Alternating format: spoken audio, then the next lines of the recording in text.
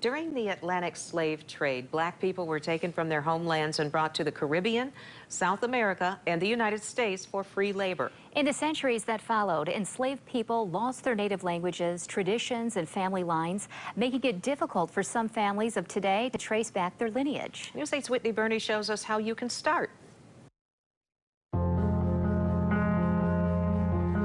There's a sense of pride in discovering your roots. It can give you power, build esteem, and shape your purpose. But it's an ancestral path that's challenging for some to travel. As a black person, not only are you researching, but you have to research. Now, this is an ancestral chart. Genealogy buff Cynthia Bailey says there is a way to start the process. You start with yourself. They have these charts. You start with yourself. You start with your siblings, your parents, your grandparents, and kind of get a roadmap to go there. Bailey says she started recording her family's history after a cousin who kept family records died. She recommends first turning to living family members to get all the information you can, and then to the local library, a well of records. But here you have obituaries. Bailey says obituaries and census data are some of the best resources. Libraries also keep records on past occupations. Let's say that you had a person that was a mechanic or a realtor, banks. There might be in a record down here. Yeah. Bailey says the Great Migration, where black people moved north in droves for jobs and opportunities, means most black people will have to look at records in other states too.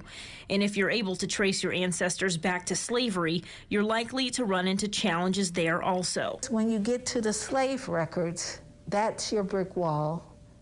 And now you're looking for your history through the white slave owners. But your history, that's where it ends. I mean, why is it that way? Were the records just not upkept in a lot of these places? Well, we weren't people. We were chattel.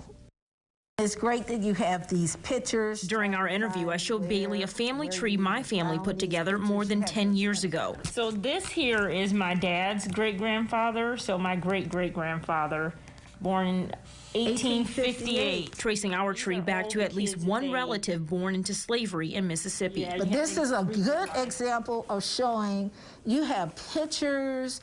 This is a great way of doing it. History of Kent County. Bailey says although you may never get all the answers to your family history, knowing where you come from can give you a better idea of where you're going. Do you feel like all of this work that you put in is worth it to know your family history? Oh yeah. Oh yeah, it's fun. Well, you have buried treasure somewhere. You might find something good, you might find something bad, but you'll find something. Well, you can join Whitney and Donovan Long tomorrow night for stories highlighting Black history in West Michigan. Our Black History Month special broadcast airs tomorrow at 7 o'clock here on WOODTV 8 and on WOODTV.com.